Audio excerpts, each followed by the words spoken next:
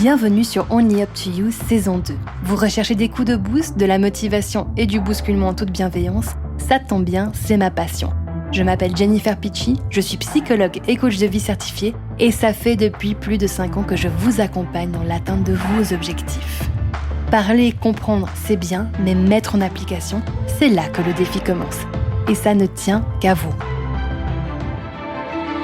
Et bonjour à tous, j'espère que vous allez bien et que vous êtes prêts pour ce nouvel épisode. Aujourd'hui, on va parler de l'affirmation de soi et comment, dès aujourd'hui, vous pouvez pratiquer l'affirmation de soi, apprendre à vous affirmer en toute simplicité. Alors, comme vous le savez, s'affirmer en toute simplicité, c'est aussi un des modules avancés du programme Unlocking You. Alors que vous l'écoutiez maintenant ou bien dans quelques mois, si c'est un sujet qui vous parle et que vous avez envie de faire ce travail pour vous, pour justement oser dire non quand vous pensez non, oser mettre vos limites quand vraiment on est en train de les transgresser, eh bien vous pouvez tout de suite aller vous inscrire au programme pour commencer à faire tout cela. Alors, la première chose que j'ai envie d'appuyer, c'est que l'affirmation de soi, le fait de s'affirmer, est un langage que l'on apprend. C'est une compétence et non quelque chose que l'on peut ou non faire en fonction de notre personnalité. Je répète, l'affirmation de soi est une manière de communiquer. Elle se prépare, elle s'exerce et il y a des styles d'affirmation de soi qui sont différents d'une personne à l'autre, justement, qui va en fait merger avec votre tempérament de base, vos traits de personnalité, etc.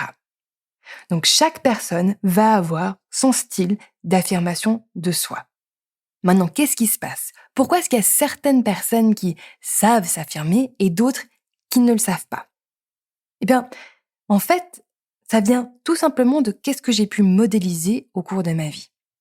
Est-ce que j'ai eu des personnes dans mon entourage qui m'ont montré comment m'affirmer? Ou bien est-ce que j'ai eu des personnes dans mon entourage qui étaient plutôt de l'école, on s'écrase, on laisse passer, parce qu'il faut pas déranger, ou bien il faut pas faire de mal, faut pas blesser l'autre, faut pas décevoir, on compte sur nous, donc c'est à nous de répondre à l'appel, quitte à se sacrifier un petit peu. Dépendamment de quoi j'ai été entourée dans ma vie, que ce soit au niveau de mon enfance, mais aussi à l'âge adulte, je vais avoir eu l'opportunité ou non d'intégrer, en fait, les techniques de langage. Et puis aussi, d'un autre côté, peut-être que j'ai eu comme exemple des personnes qui s'affirmaient, mais qui étaient plutôt dans « je m'impose ». Il y a une forme de dictature et j'écrase les autres et qui confondent l'affirmation de soi avec justement le fait d'écraser les autres. Et ce que j'ai pu remarquer en parlant à beaucoup de personnes, en fait, qui justement souhaitent s'affirmer en plus, c'est aussi cette peur de faire du mal parce que il y a ce côté, soit je dis quelque chose et j'informe la personne de quelque chose qui, pourrait la heurter sa sensibilité, ou bien parce que j'associe le fait de m'affirmer avec le fait de l'écraser. Et si on a des principes et des valeurs profondes d'entre-gens, d'entraide, de soutien, de gentillesse, de bienveillance, ben oui, il peut y avoir beaucoup de confusion et du coup, il y a un interdit sur le fait de s'affirmer alors que l'affirmation de soi est tellement naturelle et normale qu'en fait, c'est contre nature d'avoir autant de personnes qui n'osent pas s'affirmer. Alors, au-delà du fait de est-ce que j'ai pu modéliser en fait les langages, les codes de l'affirmation de soi, il y a aussi l'aspect sociétal dans lequel on vit. J'en ai déjà parlé dans les épisodes qui parlent justement du fait d'être trop gentil, ou le syndrome de la bonne élève ou du bon élève. Mais on est dans une société qui, pour bien fonctionner ensemble, compte sur ces règles de savoir-vivre. Et où justement le fait d'être dans la collaboration, dans le soutien, dans l'écoute, dans l'entraide, facilite beaucoup ces dynamiques d'entre gens et de vivre ensemble dans un groupe, que ce soit au sein de sa famille ou bien au travail. Du coup, il y a eu une énorme, on va dire, promotion sur tout ce que l'on parle en fait en technique, des aspects agréables de notre psyché. Vraiment le côté, à nouveau, je me répète beaucoup, mais d'être gentil, passion, dans le respect, etc. Donc on a beaucoup développé ça chez nous, mais on a oublié de développer l'autre part qui fait partie de notre psyché, qui est cette part dite agressive. Ce côté qui, notre psyché a le droit et a besoin aussi de se défendre, de mettre des limites, de se protéger.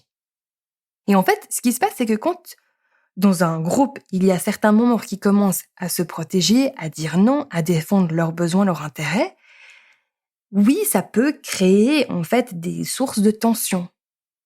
Et du coup, si vous voulez, ça annule cet effort communautaire que l'on fait de faire que les choses soient faciles et fluides. Mais où j'ai envie de vous challenger là-dessus, c'est est-ce que vraiment faire quelques vagues de temps à autre est si dramatique que ça? Est-ce que aussi, dans votre passé, vous avez entendu par rapport aux personnes qui osaient un peu l'ouvrir et dire ce qu'elles pensaient, des commentaires des autres qui disaient « Ah ben voilà, cette personne embête », dans un effort de dire les choses poliment, mais on est d'accord que souvent c'est d'autres termes que l'on va utiliser. Qu'est-ce que vous avez entendu à propos des personnes qui osaient exprimer leur opinion, leurs désaccords, leurs envies, leurs besoins? Ça peut déjà vous donner une indication sur peut-être certains interdits, certaines limites qui sont intégrées en vous. Et puis, à nouveau, j'ai envie de réinsister sur le fait qu'avoir une part dite agressive de notre psyché est normal. Ça fait partie du deal, ok? Ça fait partie de qui vous êtes. Et le problème, c'est que si on ne s'autorise pas en fait à entraîner, pratiquer l'expression de cette part agressive de nous, en fait, d'une certaine manière, elle est très immature. Et quand elle s'exprime, parce que tôt ou tard, elle va finir par s'exprimer, vu que ça fait partie intrinsèquement de qui vous êtes, elle va s'exprimer d'une manière qui est tellement immature que soit vous allez juste exploser pour rien, vous n'allez pas réussir à vous exprimer d'une manière qui est cohérente, ou bien vous allez tellement intérioriser le truc que vous allez commencer à vous-même, d'une certaine manière, vous autodétruire. Alors, comment, en fait, sortir un peu de tout ça? Il y a quelques points principaux que j'aimerais aborder avec vous. Le premier, c'est de clarifier pour vous qu'est-ce qui est réellement important, quels sont vos principes, quelles sont un peu les règles du jeu que vous avez envie de vivre dans votre vie. De là, il y a la préparation. Le fait de se préparer émotionnellement, physiquement, mentalement, en pratiquant. Mais en pratiquant sur des petites choses au début. Ce que l'on a tendance à faire, c'est on va se cristalliser sur vraiment un sujet sur lequel on n'est pas d'accord et puis on a envie de s'affirmer dessus. Puis on se dit non mais il y a que là en fait où je ne m'affirme pas. En fait, ce qui très souvent se passe, c'est que ce schéma de non-affirmation de soi, on peut le retrouver dans plein de domaines de votre vie. Mais il y a un domaine en particulier qui vous embête plus et donc sur lequel vous mettez vraiment toute l'attention puis vous vous dites non mais c'est vraiment qu'avec cette personne-là ou que dans cette situation-là que je ne m'affirme pas. Donc j'aimerais vous challenger là-dessus. La première erreur que l'on fait, c'est que non seulement on se dit qu'il n'y a qu'un endroit où ça se passe, mais qu'on se dit je vais commencer ma pratique d'affirmation de moi sur cette problématique-là, qui est souvent chargée émotionnellement. Alors, qu'est-ce qui se passe? Vous y allez comme un débutant descendrait une piste de ski noire, vous vous cassez la gueule, et cela vient confirmer la croyance en vous que vous n'êtes pas capable de vous affirmer parce que vous n'avez pas la personnalité pour. Donc, ce que j'aimerais vous inviter à faire, c'est déjà peut-être commencer petit et simple. L'ego n'aime pas ça, surtout quand on a l'impression que c'est un très très gros problème. Mais faites-moi confiance, c'est en commençant à faire les choses de manière simple et facile au début, et en gagnant confiance en notre capacité à faire ça pour les petites choses, que tout d'un coup, très rapidement, l'on peut commencer à s'affirmer dans des choses qui sont peut-être un peu plus importantes. Du coup, j'ai 2 exercices un peu à vous proposer, à pratiquer maintenant. Le premier va travailler sur la physiologie, votre physiologie. Et ce que j'encourage mes clients à faire, c'est lorsqu'ils entrent dans une pièce, Et vous pouvez commencer cela dès maintenant, chez vous, même si vous êtes tout seul, surtout si vous êtes tout seul, de rentrer dans une pièce et d'habiter cette pièce. De vraiment faire ce truc de « Ok, je veux remplir cette pièce de ma présence ». Et remarquez où c'est que vous posez votre attention avec vos yeux, où c'est que votre regard se pose. Commencez à vous habituer, à habituer votre physiologie à être plus visible et à vous rendre plus visible. Parce que votre physiologie, la manière dont vous vous tenez, donne aussi beaucoup d'indications à l'entourage. La deuxième chose que je vous invite à faire, c'est d'aller, et j'en ai déjà parlé, mais peut-être à la boulangerie, à la fromagerie, même à la boucherie. Et quand vous faites votre commande, vous demandez spécifiquement ce que vous voulez. Je veux ce morceau de pain-là. Je veux autant de grammes de fromage.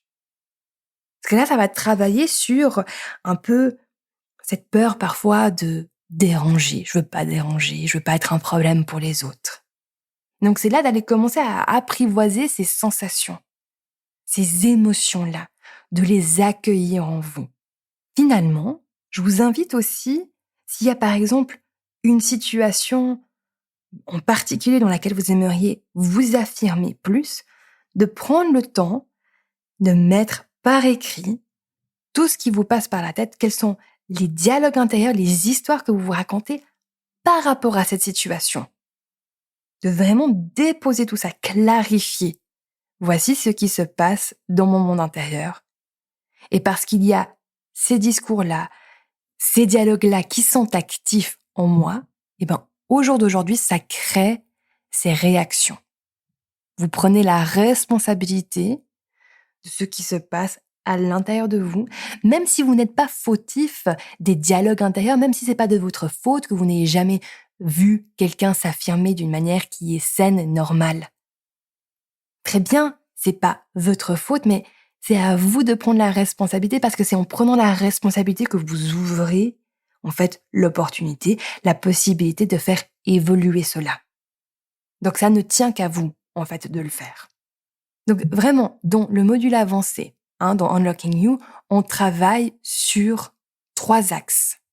On travaille sur notre identité, typiquement, qui suis-je si je commence à m'affirmer? Quels sont les mots, les qualitatifs que je vais utiliser pour me définir? Et cela peut passer aussi par la projection que l'on fait de comment les autres vont commencer à me percevoir si je commence à dire les choses, à poser mes limites, etc. On va vraiment travailler sur cette identité. On la travaille en profondeur. Ensuite, on travaille sur les peurs qui empêchent de s'affirmer. Il y a la peur de décevoir, la peur d'être rejeté, de blessé, mais il y en a aussi plein d'autres. Puis après, bien entendu, on travaille sur l'aspect de la technique. Qu'est-ce que je dis? Comment je me tiens? Comment je communique certaines choses? Mais on le fait de telle sorte et de telle manière que ça corresponde à votre style d'affirmation de soi. Pour que vous soyez à l'aise. Parce qu'il n'y a rien de plus bizarre que de voir quelqu'un qui essaye de faire quelque chose comme une autre personne, mais cette personne qu'elle essaye d'imiter a une personnalité, a un tempérament qui est totalement différent du sien.